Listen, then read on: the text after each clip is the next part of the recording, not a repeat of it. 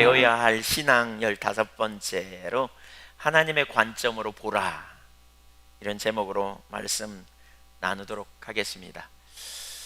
우리 신앙생활에 있어서 아주 중요한 요소 중에 하나는 하나님의 관점입니다. 이 관점은 참 중요한 거 아시잖아요. 똑같은 문제를 놓고 다른 관점으로 우리가 볼 수 있죠. 이 관점이 참 중요한 게요, 우리가 어떤 관점으로 보느냐에 따라서 그렇게 살거든요. 그렇게 행동하고요, 그렇게 말하고, 그렇게 생각하고, 그렇게 선택하죠. 이 관점이 다르면 대화가 잘 안 통합니다. 제가 가끔 이렇게 사람들과 만나 얘기하다가 어떤 땐 정치 이야기를 하거나 뭐 이렇게 하다 보면 얼마나 이렇게 관점이 다름으로 대화가 안 통하는지 이런 경험을 하게 되는 것 같아요. 네, 같은 관점에 있는 사람은 열심히 같은 이야기를 하고 같은 결론을 도출하고 동의하고 대화가 잘 되는데, 관점이 서로 다르면 잘 안 되는 경향을 보죠. 두 사람이 서로 사랑해서 결혼을 하고 부부가 돼서 결혼을 하고 함께 잘 살게 될 때 너무 멋있어 보이잖아요. 그런데 어떤 때는 관점 때문에 다투기도 하고 싸우기도 하잖아요. 예. 뭐냐면 자기가 보는 관점이 옳다고 막 한쪽에서 주장하고 다른 쪽에서 나는 다르게 생각한다고 얘기하면 부딪히고, 그거 가지고 어떻게 그럴 수 있냐고 이해 못하면 서로 싸우고 다투고, 그러다 보면 목소리 큰 사람이 결국 그냥 이기게 되죠. 그러면 한 사람이 이제 의견이 통일되는 게 아니고 관점이 다르기 때문에 그 관점이 다른 관점을 인정하지 못하면 내내 참고 살다가 어떤 순간 폭발하기도 하고, 그래서 이 관점이 같다는 건 너무너무 중요하고요, 올바른 관점을 가져야 올바로 행동하고 올바로 반응할 수 있게 되죠. 제가 오래전에 그런 예를 가끔 들었는데, 그리스도인의 비전이라는 책을 쓴 장폴 잭슨이라고 하는 분이 쓴 책에 보면 그런 이야기가 있어요. 어떤 사람이 외출하고 돌아오다가 정원이 있는 집, 그러니까 서양이죠. 서양의 집 주택 구조는 많은 경우에 정원이 있죠. 앞에 정원이 있고 뒤에 정원이 있고. 근데 정원이 있는 집을 소유한 사람이 밤에 어둑어둑할 때 집에 돌아오다 보니까 집에 큰 뱀이 있더라는 거죠. 깜짝 놀래가지고 가서 정원에 놓인 삽을 가져다가 그걸 찍어가지고 이렇게 토막을 내서 죽이고는, 그리고는 그냥 들어가가지고 가만히 생각해 보니까 그 큰 뱀이 어디서 왔을까, 독이 있을까 없을까 막 이런 생각에 잠이 잘 안 와요. 그래서 뜨거운 차를 한 잔 마시면서 가슴을 진정시키고 겨우 잠자리에 들어가지고 잠을 자고는 아침에 눈을 뜨자마자 또 뱀이 생각이 나는 거예요. 뱀이 어디서 왔을까, 도대체 이 뱀이 한 마리만 있을까, 또 다른 뱀이 있다면 애들을 물면 어떻게 될까, 혹시 집으로 들어오지 않을까, 뭐 이런 오만 잡다한 생각을 하고는 생각하다가 애들이 보기 전에 치워야 되겠구나, 그래서 일어나가지고 가서 나가봤더니 뱀이 온데간데 없고 그 대신 정원에 물 뿌리는 호수가 조각나 있더라는 거죠. 그 전날 본 게 뭐냐면 뱀이 아니고 호수를 본 거예요. 호수를 뱀으로 본 거예요. 그러니까 그렇게 보고 그렇게 반응했던 거죠. 그날 밤에 내내 생각했던 건 전혀 의미 없는 일이죠. 그렇죠? 우리가 보는 관점을 우리가 온전히 신뢰하게 될 때에 우리는 상당히 혼선을 겪을 수 있어요. 특별히 우리 그리스도인은 우리의 관점에 대해서 상당히 주의력을 집중할 필요가 있습니다. 내가 보는 관점이 진리인가 아닌지. 특별히 어떤 분들은 설교를 들으면서 그런 표현을 곧잘 들어요. 목사님, 설교가 어려워요. 설교가 무슨 말인지 못 알아듣겠어요. 뭐 이런 분도 있고, 성경을 읽으면서 잘 이해가 안 돼요. 이런 분들도 꽤 있어요. 성경에 나타난 말이 어려워서, 설교가 어려워서 그럴 수도 있지만, 제가 볼 때 대부분의 경우는 설교가 어렵기보다는 관점이 달라서 그런 경우가 많아요. 다른 관점으로 이야기하고 다른 관점으로 접근하고 있기 때문에 내가 가진 관점에서는 이해가 안 되죠. 그러니까 받아들이기가 쉽지 않고 또 이해하기가 쉽지 않은 거예요. 무엇보다 정말 중요한 게요, 이 관점의 문제를 우리가 잘 이해하는 게 참 중요해요. 바울 사도는 자기가 예수 믿기 전과 후에 달라진 점의 큰 차이점 하나를 말하는데, 오늘 본문에서 그게 뭐냐면 관점이 변했다고 말하고 있어요. 그러므로 우리가 이제부터는 어떤 사람도 육신을 따라 알지 아니하노라. 여기 이제부터는 이라는 말은 편지 쓰는 시점을 말하는 게 아니고 예수를 믿게 된 시점, 예수님이 누구인지 알게 된 시점을 말해요. 어떤 사람도 육신을 따라 알지 않았다. 이렇게 알지 않기로, 그러니까 알지 아니하노라. 어떤 사람도 육신을 따라 보지 않는다, 그 말입니다. 여기 육신이라는 말을 그래서 영어 NIV 성경은 월들리 포인트 오브 뷰라고 번역하고 있습니다. 세상적 관점으로 보지 않는다, 이렇게 말해요. 비록 우리가 그리스도도 육신을 따라, 바꿔 말하면 세상적 관점을 따라 알았는데, 그랬더니 그리스도가 아닌 것처럼 보였는데, 그리스도를 알고 나서, 예수 그리스도를 알고 난 이후부터 우리의 관점이 바뀌었다. 세상의 관점과 다른 관점으로 보게 된다, 이렇게 말하고 있어요. 우리 그리스도인은 다른 관점이 열려야 돼요. 예수를 믿은 이후에 우리의 삶이 변화되지 않는 이유 중에 중요한 한 부분은요, 관점이 안 변해서 그래요. 우리가 옛날 관점으로 보는 거예요. 예수 믿기 이전의 관점으로 세상을 해석하고, 이전 관점으로 여전히 우리가 환경을 보고 나를 보고 또 세상을 바라보고 이웃을 바라보면 우리의 삶이 변할 수가 없어요. 예수 믿는 것에 있어서 중요한 한 부분은 바로 이 보는 관점이 달라져야 돼요. 관점의 전환. 그래서 오늘은 이 관점이 변하는 것에 대해서, 관점에 대해서 살피려고 해요. 그러니까 저 자신의 삶을 봐도요, 관점이 달라지니까 삶이 달라지더라고요. 네, 관점이 변할 수 있기를 축복합니다. 크게 두 가지를 살펴보려고 합니다. 첫째, 하나님의 관점과 사람의 관점은 다릅니다. 본래 인간은 하나님의 관점을 가지고 있었는데, 아담이 타락할 때, 첫사람 아담이 타락하면서 하나님의 관점을 상실했습니다. 하나님은 선악과를 따먹지 말라고, 따먹으면 반드시 죽을 것이라고 창세기 2장 17절에 그렇게 말씀하셨어요. 선악과를 따먹으면 너 반드시 죽게 돼, 죽을 거야, 이렇게 말해요. 그런데 마귀는 거짓말을 합니다. 그러니까 하나님은 모든 실과 중에 다 따먹어도 괜찮아, 뭐든지 해도 괜찮아, 한 가지만 하지 마, 선악과는 따먹으면 안 돼, 이렇게 말했는데 마귀는 거짓말을 해요.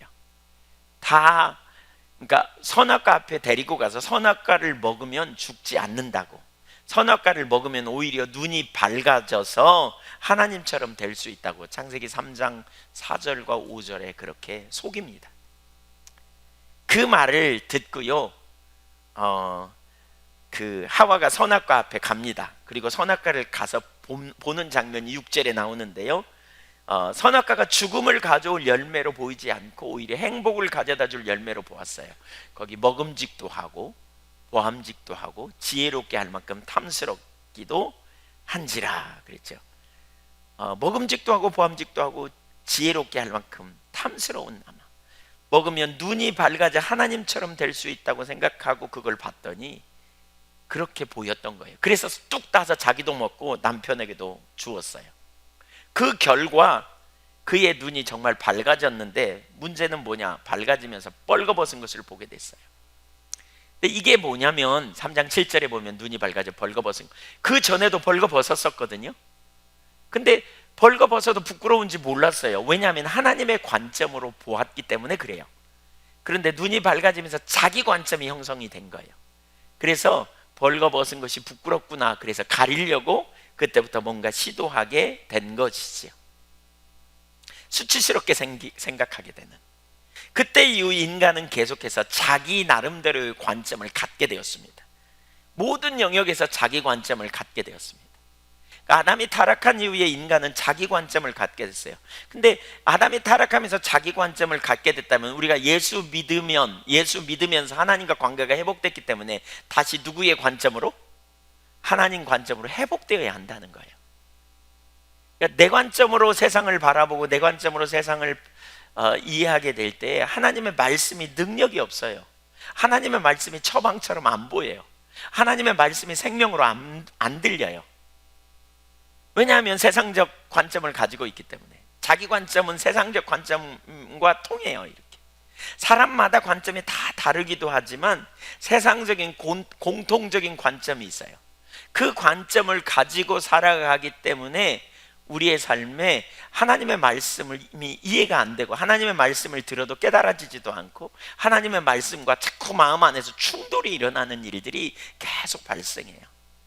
그래서 무엇보다 하나님의 관점으로 하나님도 보고 나도 보고 이웃도 보고 세상도 이해하고, 그렇죠?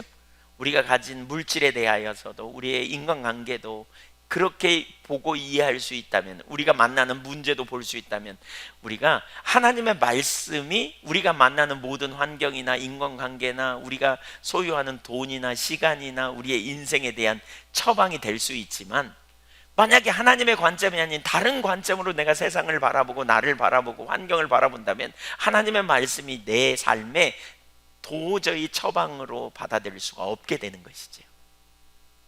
그러니까 말씀이 우리의 삶의 능력이 될 수 없어요. 네. 그래서 모든 영역에서 우리가 이 관점의 전환이 일어나야 된다, 이걸 염두에 두면 좋겠어요. 그 관점의 문제를 다루려고 하다 보니까요, 제가 보니까 이걸로 책을 한 권 금방 쓸 수 있겠더라고요. 네. 근데 오늘은 요약해서 우리가 세 가지만 지금 좀 살펴보려고 해요. 어떤 관점의 문제가 우리 가운데 아주 중요한 문제인지. 첫째는 가치 있게 보이는 것의 문제예요. 무엇이 여러분의 삶에 가치가 있습니까? 무엇이 여러분의 삶에 행복을 주는 것으로 보입니까? 뭐가 여러분의 인생에 최고로 소중합니까? 마귀는 선악과가 너에게 행복을 주는 거야 라고 유혹했어요. 선악과는 죽음이 아니라 행복을 갖고 네가 하나님처럼 될까 봐서 못 따먹게 하는 거야 라고 말하면서, 선악과를 따먹으면 하나님처럼, 선악과를 따먹으면 행복한 삶을 살 수 있을 것이라고 유혹했습니다. 그러나 결국 그것은 행복이 아니고요, 죽음이었습니다. 에덴 동산에서 쫓겨나면서 결국 인간은 결핍의 삶을 살게 되는 자리로 돌아갑니다. 오늘날에도 사람들은 현대판 선악과의 행복을 추구할 수 있다고 생각합니다. 육신의 정욕, 안목의 정욕, 이생의 자랑. 이걸 뭐라고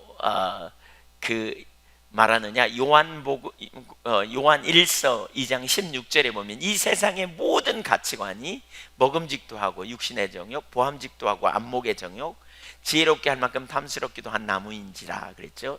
이생의 자랑. 이 모든 것이 세상이 돌아가는 시스템이라는 거예요. 이유예요. 우리가 말하고 행동하고 살아가는 삶의 이유와 목적이 여기 있다는 거예요.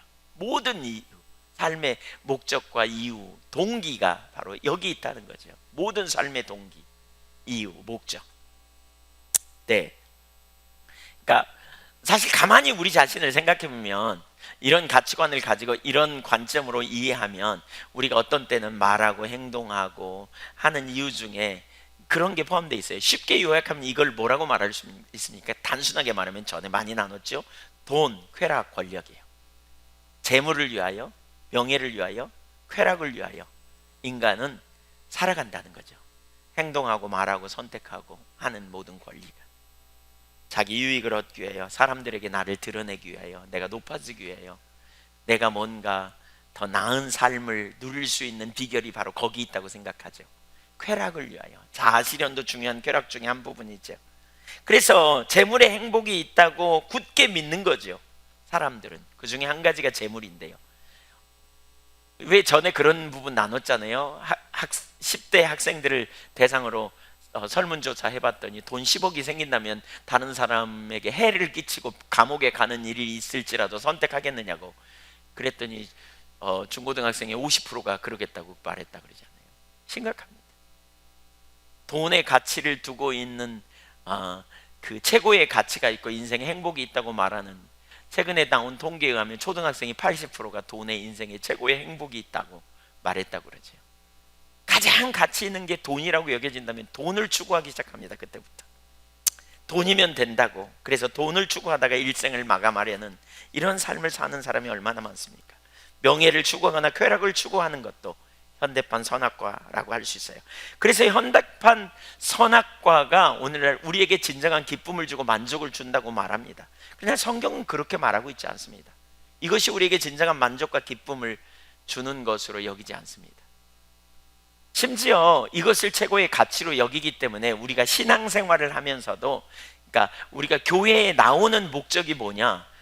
교회에 나오면 복받아서 재물을 많이 생기고, 교회에 나오면 복받아서 명예를 얻고, 교회에 나오면 복받아가지고 뭐 만사형통하고 내 삶에 기쁨이 있고 평강이 있고 쾌락이 있고 뭐 이런 유익을 얻을 수 있다고 생각해서 교회에 나오는, 하나님께 기도하면 자신이 얻고자 하는 것을 얻을 수 있고 자신의 삶이 잘 될 수 있기 때문에, 또 그렇게 나오다 보니까 또 성경에 보니까 너희는 먼저 그의 나라와 의를 구하라 그리하면 더하시리라 이렇게 말하니까, 아 그래, 더 얻으려면 해야 되겠네.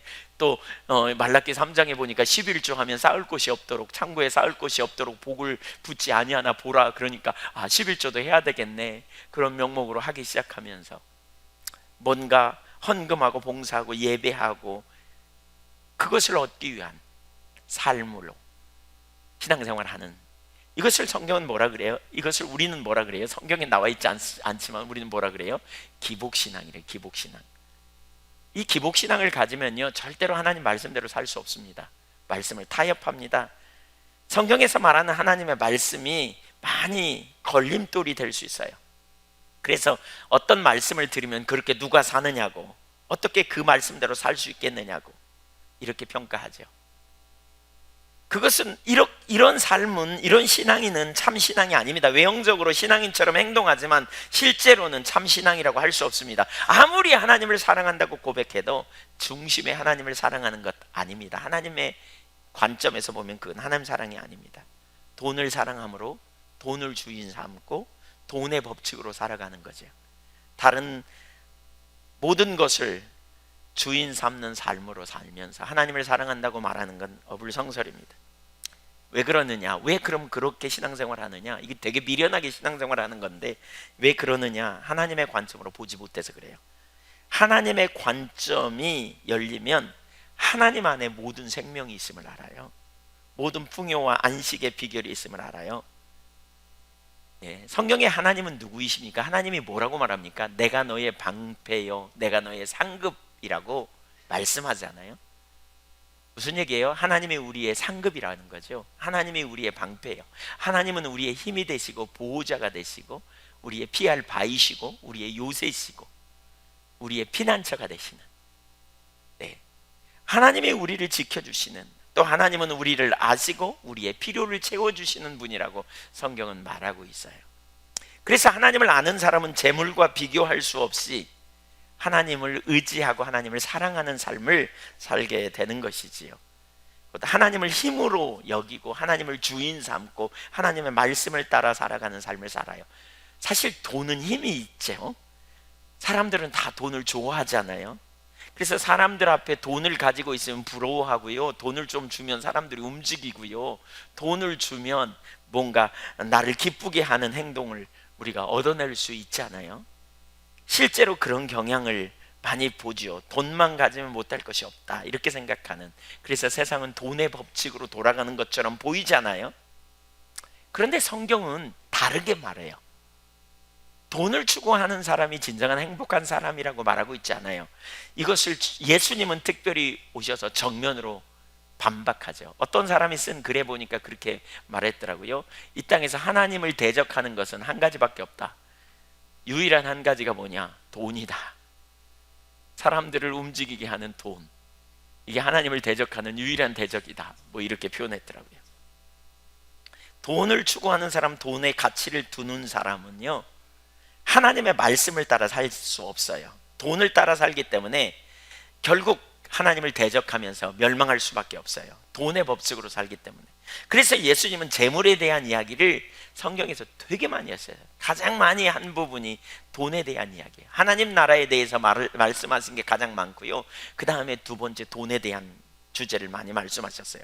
누가복음 12장 13절 이하를 보면, 무리 중에 한 사람이 이르되 선생님, 내 형을 명하여 유산을 나와 나누게 하소서. 이르시되 이 사람아, 내가 누가 나를 너희의 재판장이나 물건 나누는 자로 세웠느냐 하시고 그들에게 이르시되 삼가 모든 탐심을 물리치라. 사람의 생명이 그 소유에 넉넉한 데 있지 아니하니라 하시고. 그러니까 무슨 얘기예요?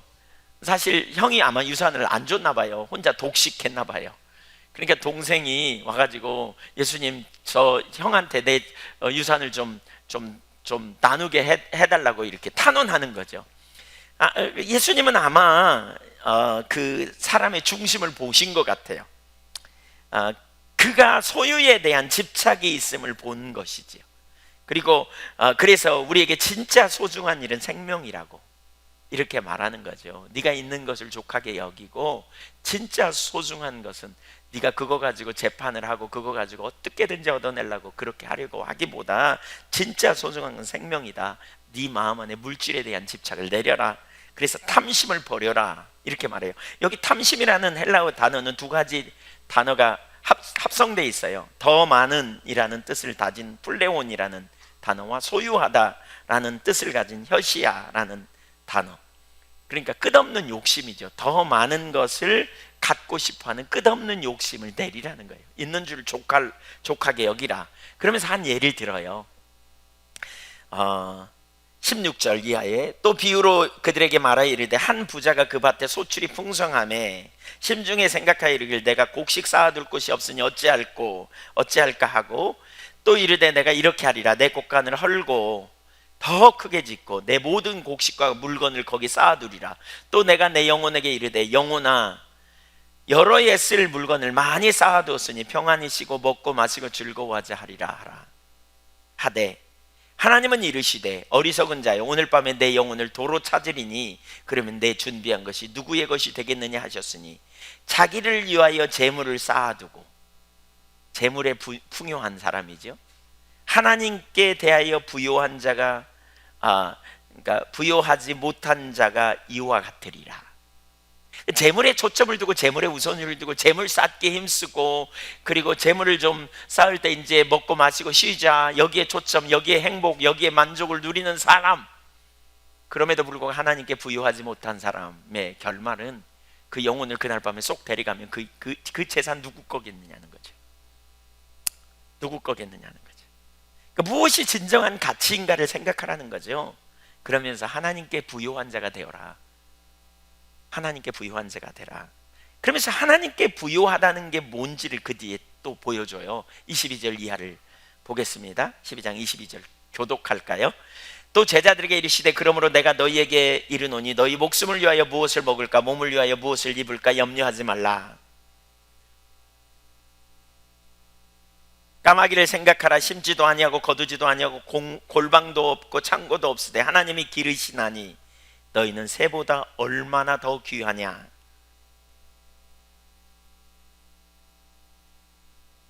그런즉 가장 작은 일도 하지 못하면서 어찌 다른 일들을 염려하느냐.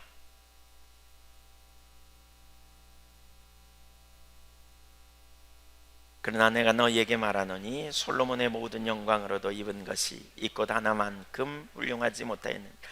오늘 있다가 내일 아궁이에 던져지는 들풀도 하나님이 이렇게 입히시거든 하물며 너희일까 보냐 믿음이 적은 자들아.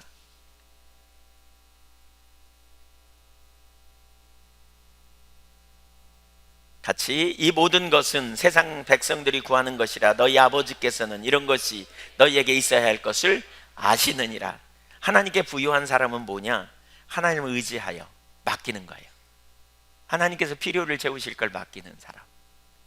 그러니까 하나님께 부요한 사람은 하나님께 자신의 염려를 맡기는 거예요. 여기 참 그렇죠. 염려 말라 계속 나오죠. 어떻게요? 실무 뭐죠? 눈에 보이는 그런 예를 들잖아요. 백합화를 생각해봐라. 까마귀를 생각해봐라. 수고하지 않고 저들을 다 먹이지 않느냐. 드럽히는 백합화 공중에 난 새를 봐라. 저들이 수고하지 않고 길쌈하지 않아. 너희 천부께서 다 먹이시는 분이 아니냐. 하나님이 아니시냐. 그 하나님이 너희 먹을 거 아신다. 이렇게 말하죠. 그러니까 일용할 양식을 하나님 주시겠다는 거예요. 매일매일의 필요를 채워주시겠다는 거예요. 그러니까 하나님께 맡기라는 거예요. 염려하지 말라는 거예요. 주님이 주시겠다. 이게 하나님께 부요한 자예요. 어떻게 이 삶이 가능해요? 하나님을 알아야 가능해요. 그래야 맡겨져요. 그 다음번에 또 나와요. 31절 32절 같이 읽어보죠. 다만 너희는 그의 나라를 구하라. 그리하면 이런 것들을 너희에게 더하시리라. 적은 무리여 무서워 말라. 너희 아버지께서 그 나라를 너희에게 주시기를 기뻐하시니라. 하나님께 부요하는 자는 하나님 나라를 추구하는 사람, 하나님의 통치를 추구하는 사람 있죠. 부요한 사람은. 그리고 또 하나님께 부요한 사람은 하늘에 보물을 쌓는 사람입니다. 누가복음 12장 33절 34절 같이 읽습니다. 너희 소유를 팔아 구제하여 낡아지지 아니하는 배낭을 만들라. 곧 하늘에 둔 바 다함이 없는 보물이니 거기는 도둑도 가까이 하는 일이 없고 좀도 먹는 일이 없느니라. 너희 보물이 있는 곳에는 너희 마음도 있느니라. 마음은 인격과 행위의 중심이고 보물은 궁극적인 관심을 가리킵니다. 결국 하늘과 땅 또는 물질과 하나님 나라, 이 둘 중에 어느 것에 궁극적 관심을 두느냐에 따라 그 사람의 삶의 가치가 결정된다는 거죠. 하나님을 선택하는 자는 재물을 덤으로 받을 것이지만 재물을 선택하는 자는 모든 걸 잃어버릴 것이다, 이렇게 말해요. 모든 걸 잃어버린다. 그러니까 이것이 하나님께 대해 부요한 자예요. 하나님이 누구인지 생각해 봐야 합니다. 그분은 들에 피는 모든 꽃을 아름답게 피게 하시고요, 그분은 공중에 나는 새들과 바다의 고기들을 먹이시는 분이십니다. 그 하나님이 얼마나 크신 분인가. 그 하나님은 말씀으로 우주 만물을 창조하신 분입니다. 그 하나님이 저와 여러분의 아빠가 되어주시는 거죠. 아빠가 되어주시는, 그분이 우리를 아들을 아끼지 않고 내어주실 만큼 우리를 사랑하신 하나님, 그분이 뭐라 그래요? 내가 너의 상급, 내가 너의 길, 내가 너의 생명, 내가 너의 보호자, 내가 너를 돌볼 거야, 나를 의지해, 내가 너의 필요를 채울 거야, 내가 너의 그 머리를 들 거야, 너의 필요를 채워주고 너의 명예를 회복시킬 거야 라고 말하는 거죠. 돈이 우리에게 명예가 아니고 돈이 우리에게 힘이 아니고 방패가 아니고 능력이 아니고 하나님을 자기 힘으로 삼는 것, 이게 하나님의 관점으로 보아야 될 하나님이에요. 세상을 바라보면서, 돈을 바라보면서 돈에 몽땅 우리의 가치를 두고 그것이 우리의 힘이고 그것이 우리의 능력이라고 생각하면서 하나님을 잊어버리고 사는 것은 기독교적인 가치관이 아니에요. 우리는 우선순위에 우리의 삶을 두게 돼 있어요. 우리는 소중한 것에 우리의 삶을 두게 돼 있어요. 뭐가 여러분의 삶에 소중하세요? 그것이 여러분의 삶을 주관해요. 기독교적 세계관을 갖는 게 중요하다라고 말할 때 진짜 중요한 한 부분은 이겁니다. 하나님을 우리의 방패로 삼고 하나님을 우리의 힘으로 삼고 하나님을 우리의 능력으로 삼는 거예요. 비교할 수 없을 만큼, 돈과 비교할 수 없을 만큼, 명예와 비교할 수 없을 만큼. 그래서 그런 찬양이 있죠. 주 예수보다 더 귀한 것은 없네. 네. 세상 즐거움 다 버리고 네.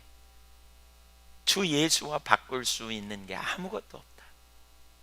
예수님이 우리의 힘이 되시고 유로자가 되시고 방패가 되시고 소망이 되시는 것. 그래서 하나님을 우리가 선택하는 거죠. 이렇게 하나님을 최고의 가치로 두는, 세상은 돈이 힘인 것 같지만 돈이 힘이 아니고 하나님의 힘이며 하나님의 능력이십니다. 이렇게 하나님을 최고의 가치로 여기고 하나님을 의지할 때에 우리는 만나는 모든 상황에 믿음의 선택을 하게 됩니다.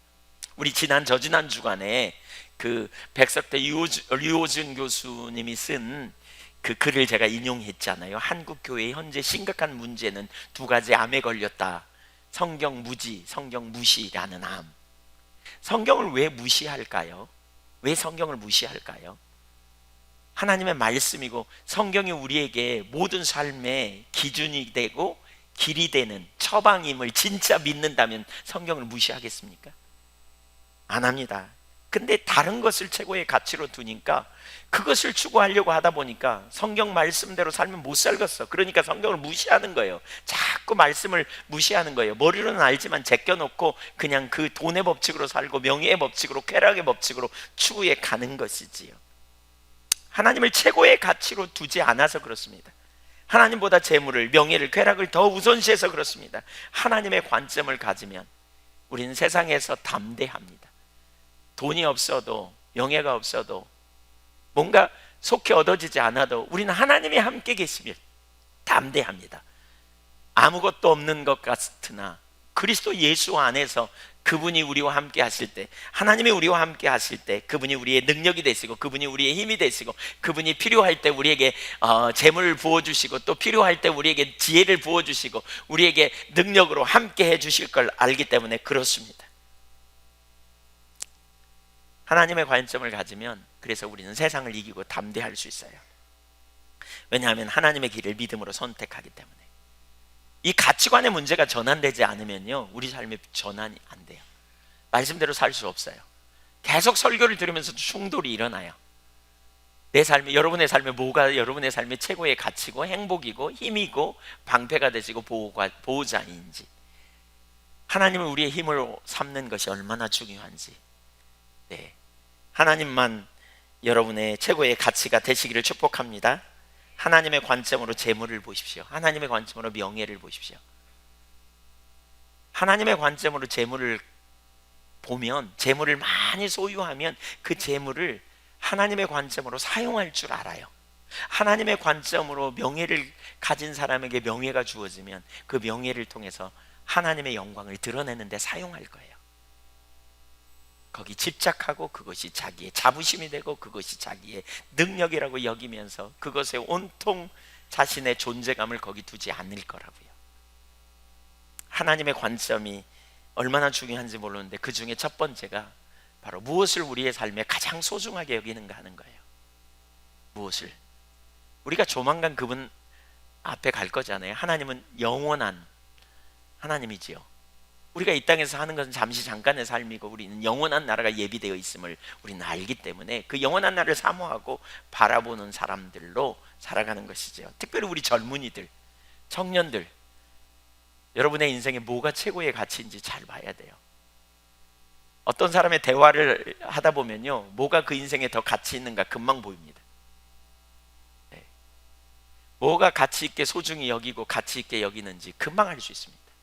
입술로는 믿음이 있는 것처럼 고백하지만 사실은 그 머릿속에 다른 가치관이 있으면 말씀대로 사는 걸 거북스럽게 생각하고 말씀대로 동의하는 걸 힘들어하고 누가 그렇게 사느냐고 마음으로 평가하는 자리에 쏜살같이 돌아가 버리기가 쉽죠.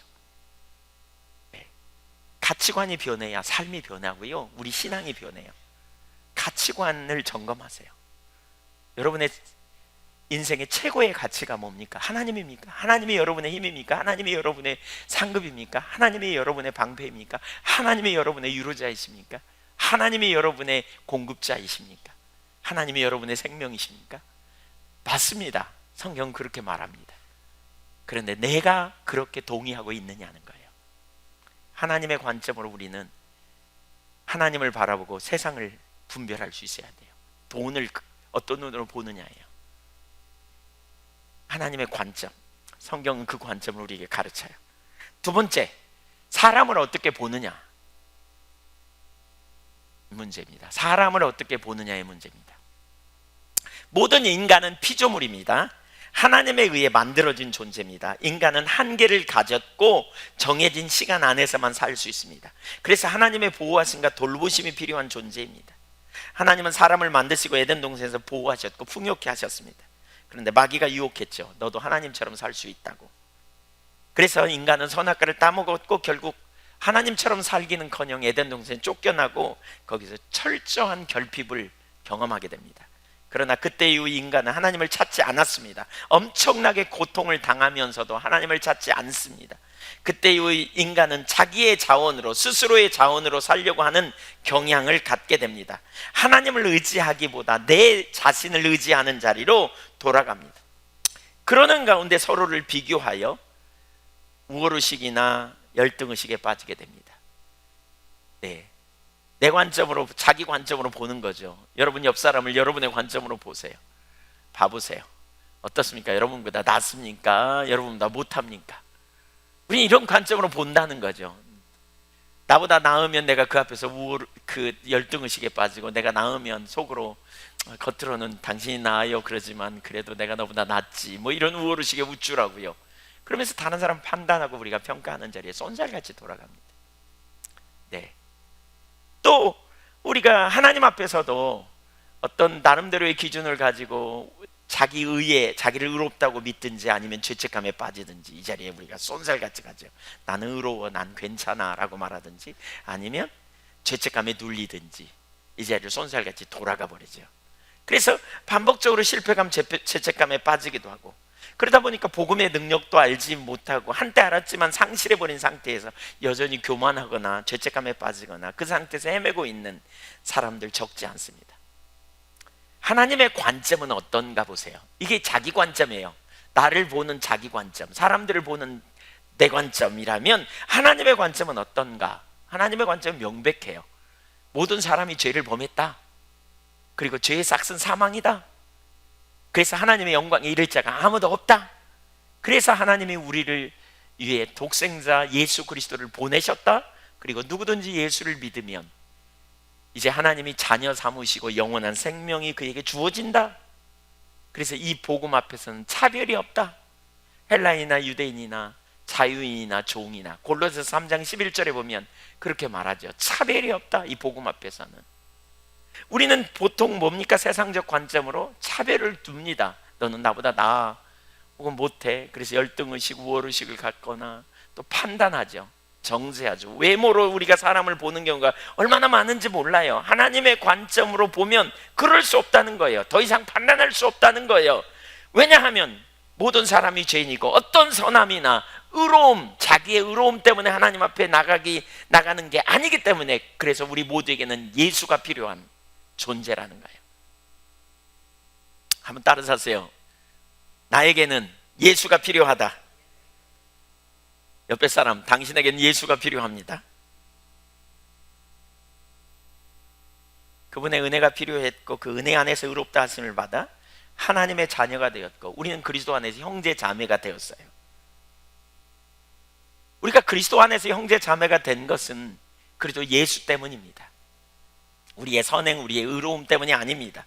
우리는 서로를 판단하고 경쟁해야 될 상대가 아닙니다. 동정하고 위로하고 섬겨야 될 지체입니다.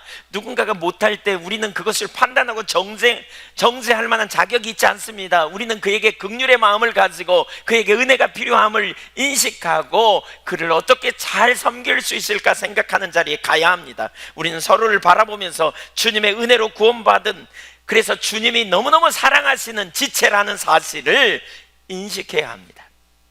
우리는 외모로 사람을 보는데 얼마나 익숙한지 몰라요. 그러나 주님은 외모로 보시지 않습니다. 주님은 중심을 봅니다. 우리는 외모로 이 사람을 분별하고 저 사람을 쳐다보고 판단하고 정죄하고 나름대로 이런저런 이해를 가지고 접근하기가 쉽습니다. 그러나 주님은 자비와 긍휼의 마음으로 우리를 사랑으로 대하심을 우리는 이해해야 합니다. 이것이 우리 이웃을 향한 하나님의 관점입니다. 우리가 나를 그리고 우리의 이웃을 그런 관점으로 보아야 합니다. 하나님을 떠날 때 아파하고 돌아오기를 기다리시는 아버지, 그것이 하나님 아버지의 마음이고 그 하나님의 관점입니다. 우리가 하나님을 찾고 의지하기를 또한 하나님은 기뻐하십니다. 의지를 가지고 하나님을 찾는 걸 원하십니다. 이것이 의미하는 바가 뭡니까? 우리의 스스로의 자원으로 살 수 없음을 인정하고 하나님을 의지하여 살기로 작정하고 그렇게 행하여 나오라는 것입니다. 그것이 바로 하나님의 관점입니다. 내가 하나님을 내 자원으로 살 수 없음을 인정하고 하나님을 찾기로 작정하는 이런 사람은 자신의 약함을 보아도 절망하지 않습니다. 왜냐하면 바로 그 순간에 하나님의 은혜가 없이는 살 수 없는 존재임을 하나님의 관점으로 자기를 이해하고 그 순간에 하나님께 나아가 하나님을 찾고 의지함으로 하나님께 응답을 경험하는 자리에 갈 수 있음을 알기 때문입니다. 이런 사람은 하나님의 사랑받는 자임을 압니다. 아가서 1장 5절에 보면 그런 표현이 있어요. 내가 비록 검으나 아름답다. 내가 비록 검으나 아름다우니. 저는 이 말이 뭔지 압니다. 저는 하나님의 보좌 앞에 당당히 나갑니다. 제가 죄를 안 지었고 실패를 안 해서 당당히 나가지 않습니다. 여러분, 어쩌면 여러분보다 훨씬 더 실패하는 제 모습을 발견합니다. 어쩌면 여러분 저보다 훨씬 더 잘 사시는 분일 수 있습니다. 제가 진짜 과거에는 인식하지 못했던 문제들을 하나님이 이렇게 들춰내시고 비춰내시는 경험을 정말 많이 합니다. 빛 가운데 가면 어둠이 더 드러나지 않아요? 주님께서 저의 모습을 이렇게 깨닫게 하실 때가 정말 많아요. 이번에 감리사 연수 가는 과정 그 길에도 얼마나 하나님이 제 모습을 들춰내시는지 모르겠더라고요. 그럼 정말 수치스럽고 부끄러워요. 하나님 앞에 죄송하고요. 다른 사람은 잘 모르는 것 같아요. 제가 보니까 저는 들킨 것 같아서 마음이 너무 후끈거리고 그냥 제가 잘난 체하고 제가 이기적으로 행동하고 이런 게 들킨 것 같아서 정말 후끈하고 죽을 것 같은데 다른 사람은 잘 모르는 것 같더라고요. 근데 저는 하나님 앞에서 죽을 것 같은 경험이 많습니다. 실패하고 넘어진 제 모습을 인식하게 될 때. 그러나 저는 하나님 앞에 당당히 나갑니다. 왜냐하면 그분의 관점을 알기 때문에 그렇습니다. 제가 원래 죄인이었어요. 근데 죄인인지 잘 몰랐어요. 예수 믿기 전까지 잘 몰랐고요, 예수 믿을 때 죄인인지 조금 알았어요. 그 이후에 점점 주님을 의지하면 할수록 죄인인 걸 더 많이 알게 되는 것 같아요. 근데 내가 죄인인 줄 알기도 전에 예수님이 나의 죄를 담당하고 십자가에 당신의 아들, 그러니까 예수님이 십자가에 달려 죽으심으로 내 모든 죄를 영원히 도말하시고 완전히 나를 의롭다고 선언해 주신 그 놀라운 사랑과 은혜를 깨닫게 되는 거죠. 하나님이 그 관점으로 저를 보기로 작정하심을 알아요. 이 솔로몬과 술람 여인의 이야기를 기록한 아가서에서 술람 여인이 그런 고백을 하죠. 내가 비록 거무나 아름답다. 그는 자신의 정체성을 이렇게 말해요. 우리는 이렇게 하나님 앞에 고백할 수 있어요. 내가 비록 실패하고 넘어지지만 하나님은 나를 사랑으로 대하여 주신다.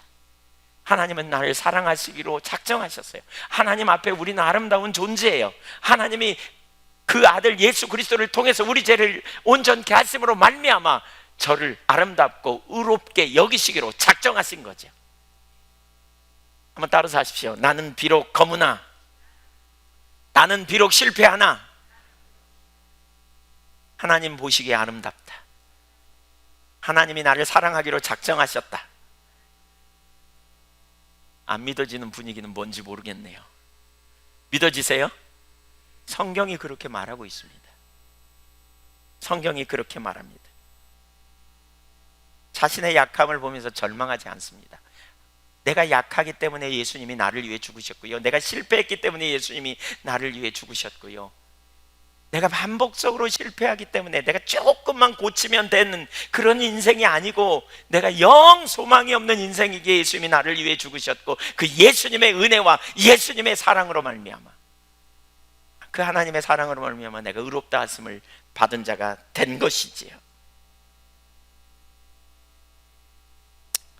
너무 부끄럽고 창피하고 실수투성이인 자신을 보면서 절망스럽지만 그러나 하나님께 나아가요. 이게 십자가를 붙드는 거예요. 여러분, 십자가를 붙드는 건 어떤 형상을 붙드는 게 아니고요, 바로 십자가에 달리신 주님의 은혜와 예수님의 은혜와 그 아들을 아끼지 않은 하나님의 사랑을 붙들고 가는 거예요. 실패할 때마다 눈을 높이 들으세요.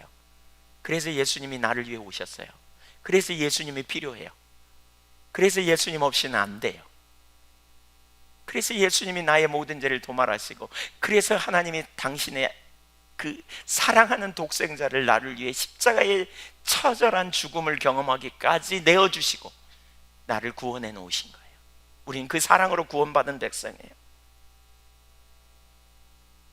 이 사랑을 아는 사람은 그분의 사랑에 감격하여, 실패할 때마다 그분의 사랑에 감격하여 회개하고 돌이켜 다시 하나님께 나가는 거죠. 하나님을 다시 경외하게 되는 거죠. 그 크신 은혜를 인하여 경외하죠.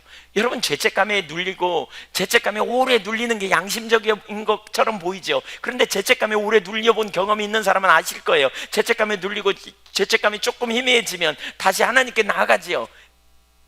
그러나 또 실패할 걸 알아요. 그런데 우리는 뭐합니까? 우리가 죄인임을 인식하고 우리가 실패한 자임을 인식하고 그러기 때문에 예수님이 오셨고 그 은혜를 받아들여 보좌 앞에 나아가 그 사랑과 은혜를 의지하여 주님의 보좌 앞에 나아가 너무 죄송하고 또 한편으로는 너무 감사하고, 그래서 하나님의 사랑이 얼마나 크고 놀라운지 점점 더 하나님을 사랑하게 되고 점점 더 하나님을 경외하게 되고 점점 더 하나님을 기쁘시게 하고자 하는 열망은 죄책감에서 오는 게 아니라 바로 여기서 나오는 거죠. 여기서. 그리고 그런 사람은 주님 앞에 나아가죠. 은혜를 구하고 그리고 반드시 응답하실 거라는 확신 속에 살게 되는 것이지요. 하나님의 관점으로 여러분을 어떻게 보고 계십니까? 주님이 나를 향해 내가 너를 용서했다, 내가 너를 사랑한다, 너는 비록 거무나 내가 너를 아름답게 본다 라고 말씀하십니다. 어쩌면 지금 주님이 여러분을 향해 그렇게 말씀하시고 계시는지 모릅니다. 오늘 설교를 통해 지금 그렇게 말씀하고 계십니다. 그런데 내 속에서, 여러분 속에서 어쩌면 나는 나는 사랑받을 수 없는 존재야, 나는 나를 용서할 수 없어, 나 같은 인간은 살아서 뭐해, 나는 소망이 없는 사람이야 라고 혹시 생각하고 있지 않으신가요? 여러분, 여러분의 관점으로 여러분을 보는 일 중단하십시오. 하나님의 관점으로 보십시오. 여러분은 죄인입니다. 선함이 없습니다. 어떤 의도 여러분 속에 없습니다. 여러분의 능력이 없기에 주님이 오셨습니다.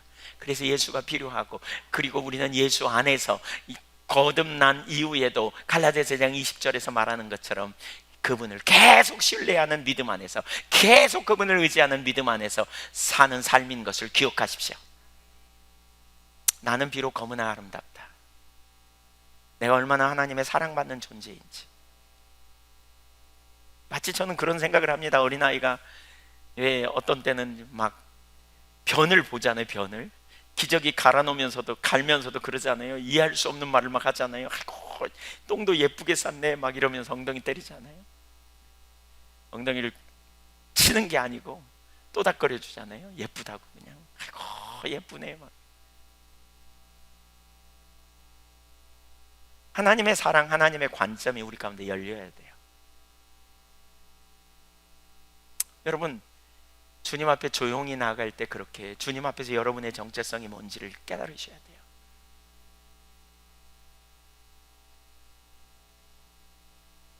우리가 우리 자신을 그 관점으로 봐야 다른 사람도 그 관점으로 볼 수 있어요. 내가 하나님께 사랑받는 존재임이 보여야 다른 사람에게도 내게 은혜가 필요한 것처럼 다른 사람에게도 은혜가 필요함을 알기에 우리가 판단하지 않고요, 하나님이 나를 사랑하신 것처럼 저 사람도 사랑함을 알기에 우리는 동질의식을 갖게 되고 우리는 그리스도 안에서 형제가 되는 거죠. 한 지체가 되는 거죠. 다른 사람의 잘못을 용납하고 수용하고 이해하고 받아주고 섬기는 자리로 우리가 그렇게 갈 수 있죠.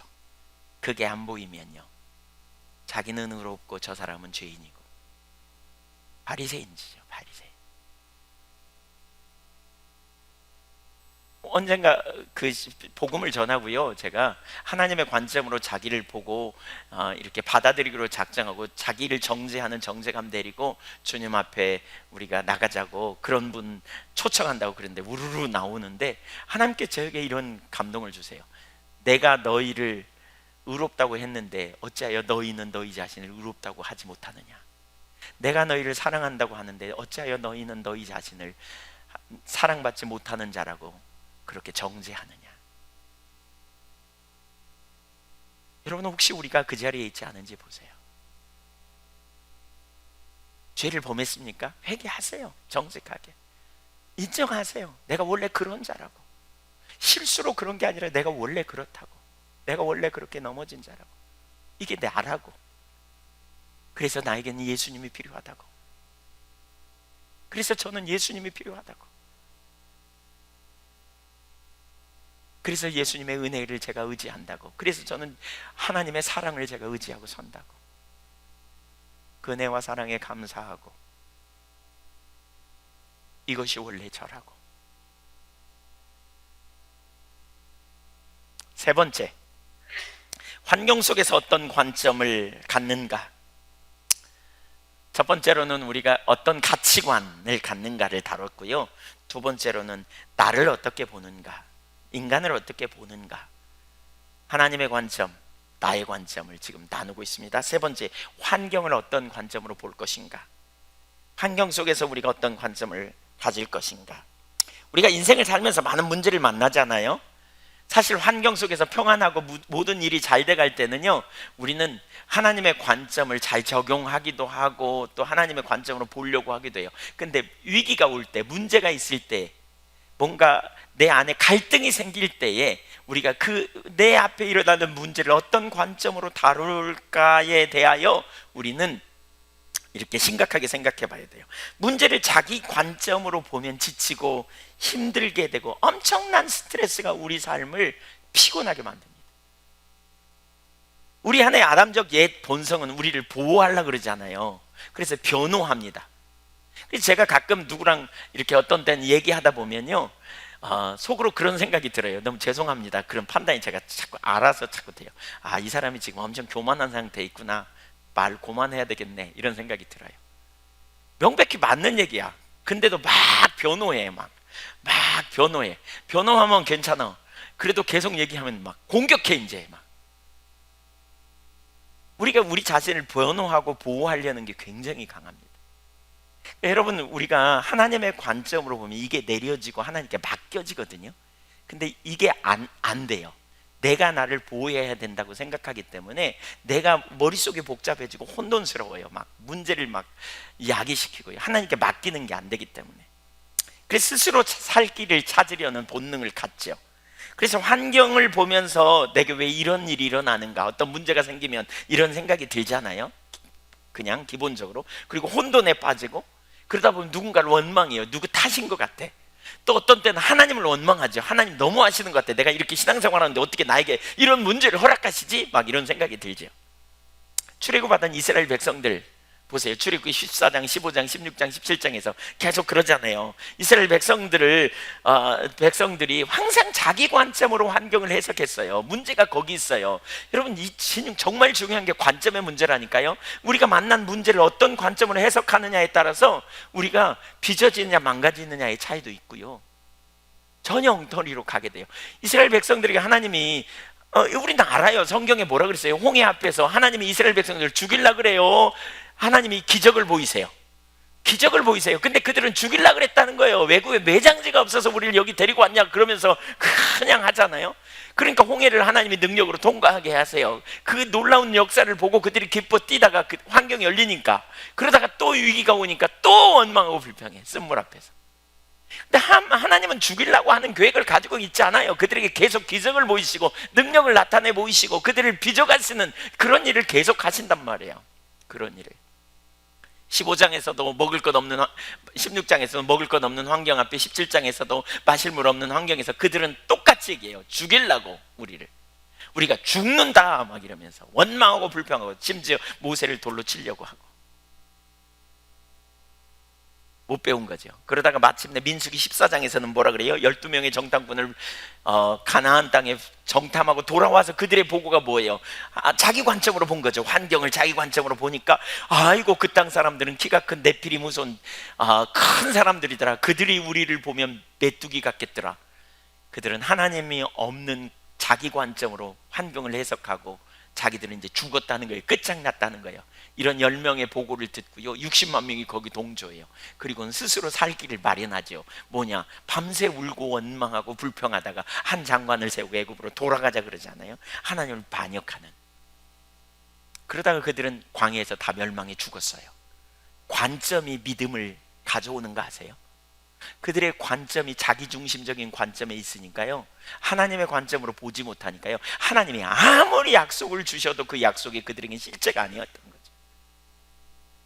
우리도 똑같아요. 정말 믿음이 좋은 것 같고 문제가 없을 때 하나님을 신뢰한 것처럼 말해도, 문제를 만났을 때 반응이 그 사람이 어떤 관점을 가지고 있는가를 드러내요. 그 문제는 사람의 관점으로 보면 동일한 반응으로 나타날 수밖에 없어요. 혼돈에 빠지고 원망하여 울기도 하고, 그러면서 염려하여 스스로 살 길, 인본주의적인 방법을 찾는 불신앙적인 패턴이죠. 이게 하나님의 관점으로 보지 못하면 불신앙이 우리의 삶을 점령합니다. 하나님의 관점을 가져야 돼요. 자, 하나님의 관점으로 가지면 문제를 우리가 어떻게 보는가 몇 가지를 좀 얘기하면, 우선 이런 생각 가지면 안 됩니다. 우선 하나님은 우리가 예수 믿으니까 문제가 하나도 없게 해주실 거다, 이런 생각 가지면 안 됩니다. 네, 이건 미성숙한 사람들이 갖는 생각이에요. 예수 믿어도 우리가 이 땅에서 살기 때문에요, 문제가 와요. 그래서 야고보서 1장 2절에 그러잖아요. 형제들아, 너희가 여러 가지 시험을 만나거든 온전히 기쁘게 여기라. 그 말은 문제가 있다 없다? 있다. 하나만 있다? 여러 가지가 있다? 여러 가지가 있다. 근데 기쁘게 여기라 그랬어요. 그러니까 문제가 오지 않을 거라고 예상하는 것은 잘못이에요. 여러분, 문제가 많이 와요. 문제가 많이 와요. 문제가 없으면 좋겠어요? 있으면 좋겠어요? 근데 왜 그러시는가 모르겠네. 하나님께서 없으면 좋겠어요. 근데 왜 그러시는가 모르겠어. 근데 어쨌든 문제가 와요. 저도 문제가 많이 와요. 저도 갈등의 순간이 많이 와요. 문제가 와요. 근데 기쁘게 여기래. 왜냐하면 위기는 기회로 여기라는 거예요. 뭔가 하나님 하실 일이 있는 거죠. 두 번째, 문제를 만날 때 우리에게 감당할 문제만 주신다는 걸 기억해야 돼요. 아주 중요합니다. 고린도전서 10장 13절 같이 읽어보겠습니다. 고린도전서 10장 13절 시작.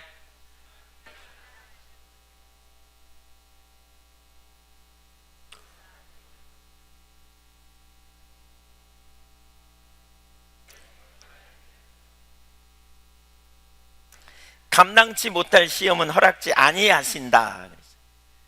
따라서 보세요. 감당치 못할 시험을 허락지 아니하신다. 감당할 만한 것만 주신다. 문제를 만날 때 이렇게 외쳐야 돼요. 감당할 만한 것만 주신다. 어떤 데는 감당이 안 될 것처럼 느껴져요. 보여져요. 너무 커 보이고요. 너무 커 보이고요. 너무 심각한 문제 같고요. 도저히 이건 해결이 안 될 문제처럼 느껴져요. 그런데 이 문제는 항상 과장돼서 우리 가운데 오는 것 같아요. 그래서 우리를 짓눌러요. 감정적으로 짓눌리고요. 해결 불가능한 것 같고요.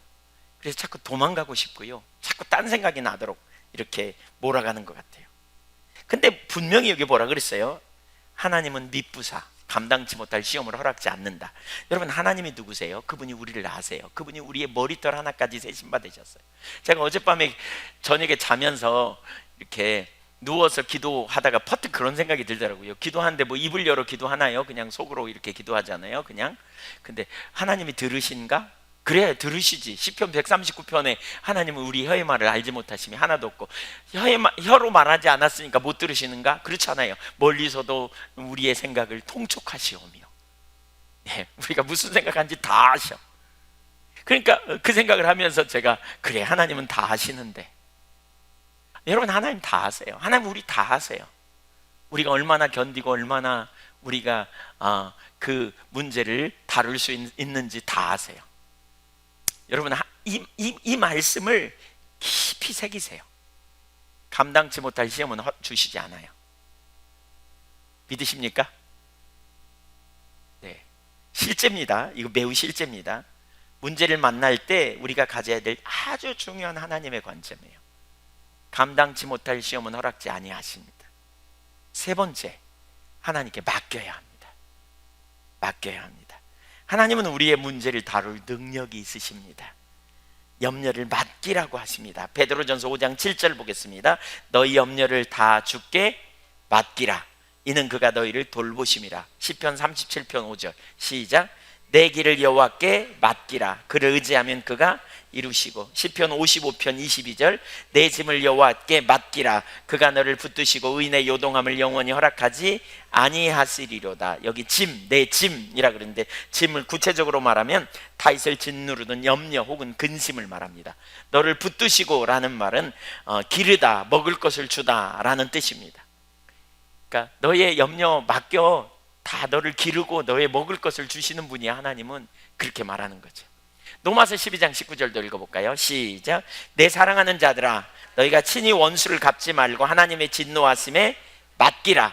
기록되었으되 원수 갚는 것이 내게 있으니 내가 갚으리라고 주께서 말씀하시니라. 아멘. 네, 이 하나님께 맡기는 거, 맡겨야 돼요. 구체적으로 맡기는 거예요. 하나님께 내 짐, 내 염려, 내 무거움 다 맡기는 거예요. 수고하고 무거운 짐지나라 다 내게로 오라. 내가 너희를 쉬게 하리라. 언제 그게 가능하냐? 내 짐을 주님께 맡길 때 가능해요. 이 맡기는 것의 중요한 한 부분은 뭐냐면 피할 길을 주님 앞에 적극적으로 찾는 것도 있고요.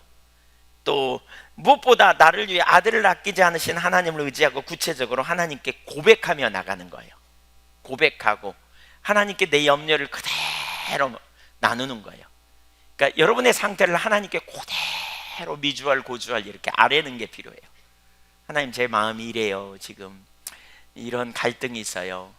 이런 염려가 있어요. 이런 두려움이 있어요. 하나님, 저를 도와주세요. 하나님, 은혜가 필요해요. 하나님, 제 마음이 불안해요. 하나님, 제 마음이 지금 화가 나요. 하나님, 그 인간이 너무 미워요. 괜찮아요. 그대로 뭐 안 그런 척 그러지 마세요. 네, 그대로 주님은 다 아시니까 그대로. 네, 그리고 주님 은혜를 부어주세요. 이렇게 구하세요. 하나님 생각해 보세요. 하나님 전지하시고요, 전능하시고, 하나님은 신실하시고 사랑의 하나님이에요. 근데 여기서 멈추면 안 돼요. 여기서 멈추면 안 돼요. 맡기는 거 많은 사람들이 이렇게 말해요. 네, 하나님께 맡기십시오. 근데 어떻게 맡겨요? 네, 맡기려고 그러는데 안 돼요. 이런 분들이 꽤 많아요. 그래서 두 번째를 좀 살펴보려고 그래요. 크게 두 번째, 시간이 많지 않아서 간단히 요약하겠습니다. 하나님의 관점을 가지려면 첫 번째는요, 하나님의 임재 가운데 있는 삶이 되어야 돼요. 그러니까 하나님께 맡기는 일이 잘 쉽지 않아요. 왜냐하면 예를 들면 그 부부간에 맡기는 건 쉬워요, 어려워요? 부부간에 서로 친하면 맡기는 게 쉬워요, 어려워요? 쉬워요. 이것 좀 맡아줘. 그러면 되잖아요.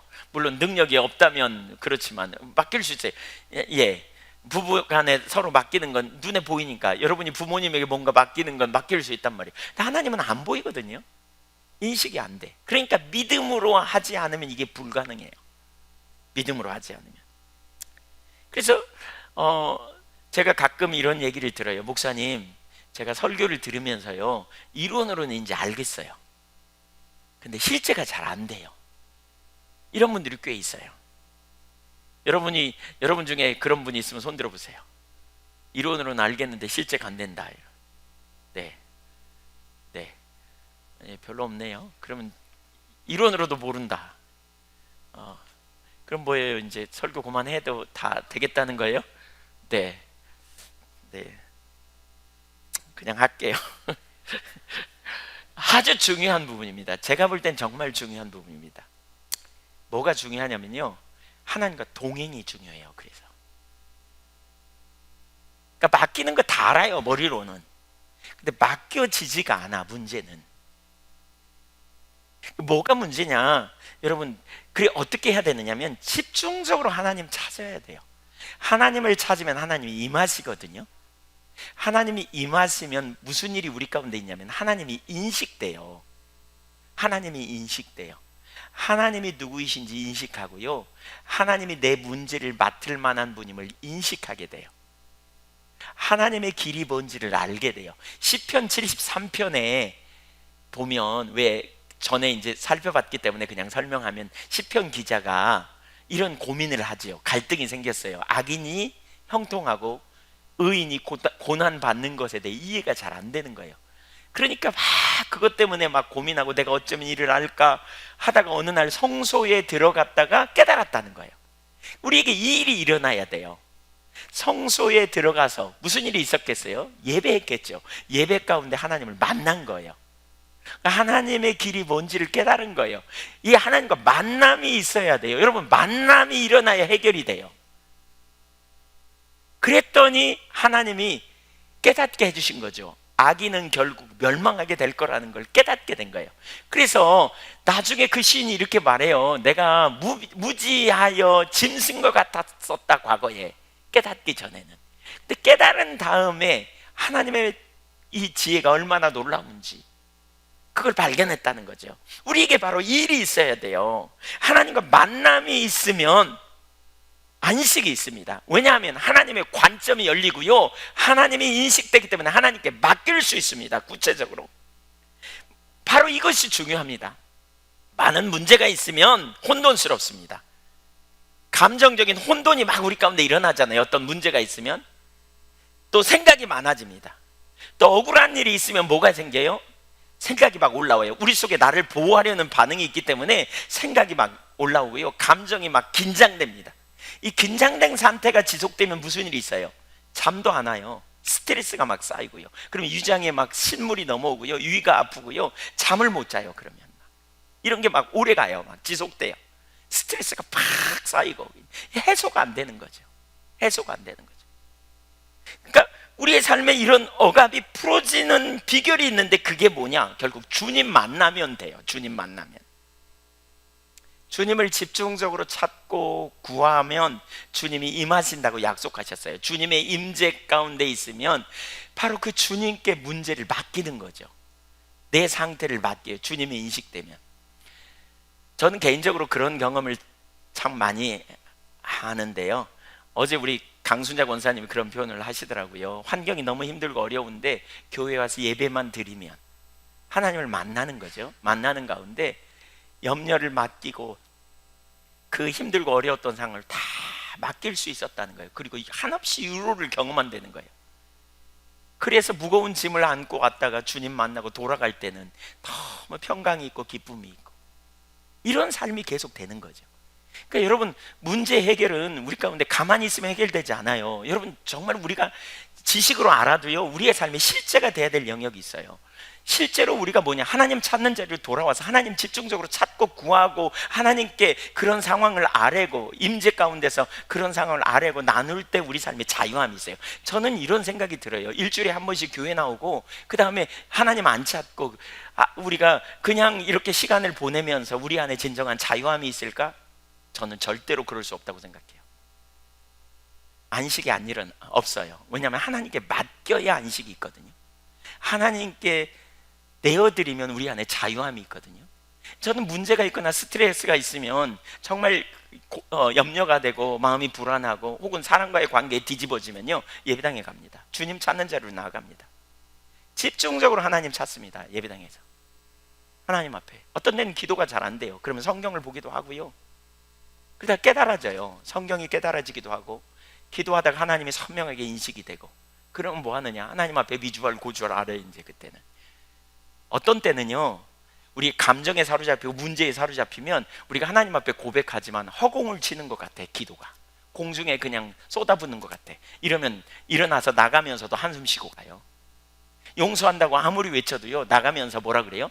아이고 그 인간 넘어져 버리라, 막 이런 생각이 올라와요. 정리가 안 되는 거죠. 왜요? 하나님이 인식되지 않아서 그래요. 그러나 하나님과 만남이 있고 하나님의 임재 안에 있으면 거기에 그분께 다 나누고 고백하고 털어놔요. 그리고 주님이면 충분하지 뭐. 십자가에서 주님이 아들을 아끼지 않고 나를, 하나님이 나 아들을 아끼지 않고 나를 사랑하신 주님이 내 모든 상황 아시고 가장 선하고 완전한 길로 인도하시지 않는가. 그래, 주님 한 분이면 충분해. 문제는 하나도 안 바뀌었는데, 상황은 이만큼도 변화되지 않았는데 내 안에 안식이 있는 거죠. 평강이 있는 거죠. 스트레스가 완전히 해소되고요, 놀라운 자유함과 평강이 그 안에 주어져요. 그래서 여러분, 우리 교회에 2시간씩 우리가 기도하는 주된 이유 중에 하나가 거기 있고요. 저는 이해가 안 됩니다. 염려하고 잠 못 자고 막 한숨 쉬고 그러면서 왜 기도에 안 나오는지 도대체 이해가 안 됩니다. 저는. 그러면서 평강을 바라십니까? 너무 죄송한 표현이지만 주일날 설교 한번 듣고 말씀 한번 듣고 평안할 거라고 생각하십니까? 환경에 극복하는 자리로 갈 수 있다고 생각하십니까? 저는 절대 불가능하다고 생각합니다. 교회에 한번 오는 것을 제가 말하는 게 아니고요, 개인적으로 주님 찾는 시간이 없이, 주님과 친밀한 교제 동행함이 없이 우리가 문제를 하나님의 관점으로 바라보고 환경을 하나님의 관점으로 바라보며 돌파해낼 수 있다고 생각한다면 오산입니다. 안 됩니다. 아니, 어쩌면 이미 오래전부터 그런 훈련이 되어져서 여러분은 어떤 상황이 닥칠 때 어느 장소에서든지 하나님 찾고 하나님 찾을 때 임재 가운데서 정리하고 해결할 수 있다면 이해할 수 있습니다. 그러나 대부분의 경우는 그렇지 않을 겁니다. 그래서 여러분, 주님 찾는 자리에 서야 합니다. 저는 우리 교회가 가장 큰 위기라고 느껴질 때 숫자가 줄어드는 게 위기라고 생각하지 않습니다. 교회가 부흥하지 않는 걸 위기라고 생각하지 않습니다. 헌금이 줄어든 걸 위기라고 생각하지 않습니다. 진짜 위기는 우리가 하나님 안 찾는 겁니다. 하나님 안 찾으면 쏜살같이 환경이 우리를 지배하고요, 내 관점으로 우리는 환경을 바라보고 세상을 바라보고 사람을 바라보기 때문에 그렇습니다. 절대로 거기에 승리가 없습니다. 주님을 만나야 됩니다. 주님을 찾으십시오. 주님의 얼굴을 구하는 자리로 가십시오. 주님과 친밀한 교제 가운데 있으십시오.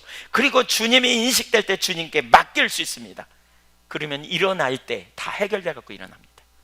일어나서 해결하려고 하지 말고요, 일어나기 전에 벌써 기도하면서 하나님 앞에 다 해결하고 일어나 가지고 나갈 때는 자유할 수 있다는 것입니다. 이게 돼야 됩니다. 이게 매일의 삶이어야 됩니다. 일상의 삶, 그 안에 평안이 있고 그 안에 기쁨이 있고 그 안에 자유함이 있고 그 안에 안식이 있어야 합니다. 그 안에서 인간관계의 용서도 자유롭게 일어납니다. 하나님이 아시면 충분하고, 하나님이 내 사정 아시고 하나님이 나를 돌봐주시고 그럼에도 불구하고 나를 돌보시고 인도하시는데, 어떤 때는 너무너무 사람과의 관계가 속상하고 속이 뒤집어지잖아요. 어떻게 나를 그렇게 대할 수 있어? 이런 생각이 우리를 막 압도하잖아요. 그러나 주님의 보좌 앞에 나가 잠잠히 십자가 앞에 자꾸 처음에 서는 게 저는 중요하다고 생각해요. 내가 죄인이었고, 거기서부터 시작해야 돼요. 내가 죄인이었고 죄인된 나를 위해 하나님이 얼마나 나를 사랑하셔서 그 대속의 은혜로 나를 구원해내셨는가, 그 사랑으로부터 출발하는 거예요. 사람에게 초점 내리고, 그러면 하나님을 찾기 시작하고 하나님 은혜를 구하고 하나님을 예배하고 하나님을 갈망하고 사모하고 찾을 때 하나님 임재하시고 그 앞에서 정리해 가는 거예요. 하나님 괜찮아요. 문제가 속히 해결되지 않고 답이 속히 보이지 않아도 괜찮아요. 사람들에게 멸시를 받아도 괜찮아요. 하나님이 저와 함께 하시면 충분해요. 하나님 맡겨요. 하나님이 저의 머리를 드시는 분임을 제가 아니까요. 하나님이 저의 상급이고 저의 방패세요. 하나님이면 족해요. 그러면 동시에 이런 일이 일어나요. 하나님, 제가 저를 변호하고 제가 저를 스스로 보호하려는 거 다 내려요. 내가 나를 보호하기 위해서 아둥바둥 속에서 올라오는 그 쓴뿌리, 사람에 대한 미움의 마음, 사람에 대한 원망의 마음, 이게 왜 그런 줄 아세요? 내가 나를 보호하고 내가 나를 변호하려는 속에서 나오는 감정이기 때문에 그래요. 그거 다 내릴 수 있어요. 주님 한 분으로 충분한 하나님의 관점이 여러분의 삶에 지속적으로 실제가 될 수 있기를 축복합니다. 그 안에 평안이 있고 기쁨이 있습니다. 이것이 지속적인 훈련이 필요해요. 일회적인 훈련이 아니고요, 지속적인 훈련. 계속해서 하나님께 맡겨보세요. 계속해서 그분을 의지하고 내어드리는 거예요. 계속해서 주님께. 이게 훈련되어지면요 자연스러워요. 히브리서 4장의 안식의 삶을 살아요. 그러면 우리는 보이는 대로 행하지 않아요. 고린도후서 5장 7절에서 바울 사도가 말하는 것처럼 우리는 보이는 대로 행하지 않는다. 우리는 믿음으로 행한다. 이게 그리스도의 삶이에요. 하나님의 관점을 갖는 여러분이 되시기를 축복합니다. 제가 오늘 아침에 이 부분을 마지막으로 정리하면서 이런 기도를 여기다 막 썼어요. 하나님의 관점을 갖는 가정이 세워지면 얼마나 좋을까. 하나님 관점으로 보는 남편, 하나님 관점으로 보는 아내가 만나면 무슨 일을 만나도 속히 해결될 텐데, 그 가정은 너무나 하나님의 나라가 이루어지는 놀라운 일이 일어날 텐데, 하나님의 관점으로 보면 하나 되는 일 금방 되죠. 대화가 통하죠. 그런 가정에서 자녀들이 하나님의 관점으로 반응하는 일을 계속 배우게 되고 계속 회복되게 될 텐데 얼마나 놀라울까. 막 이런, 얼마나 놀라울까. 그래서 주님, 이런 가정이 세워지게 하옵소서. 이런 그리스도인들이 되게 하옵소서. 저와 여러분이 이런 성도들이 될 수 있기를 간절히 소원합니다. 우리가 이렇게 준비되고 훈련되어져야 수도원적 공동체를 이룰 수 있다니까요. 네, 하나님의 관점으로 보고 영적으로 성숙되고 자라는,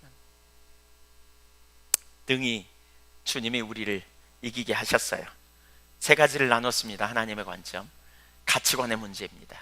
가치관의 문제, 뭐가 우리 인생의 최고의 상급이고 능력이고 힘이고 그래서 가장 소중한지 하나님으로 여러분의 상급 삼으시고 가장 소중하게 여기시기를 축복합니다.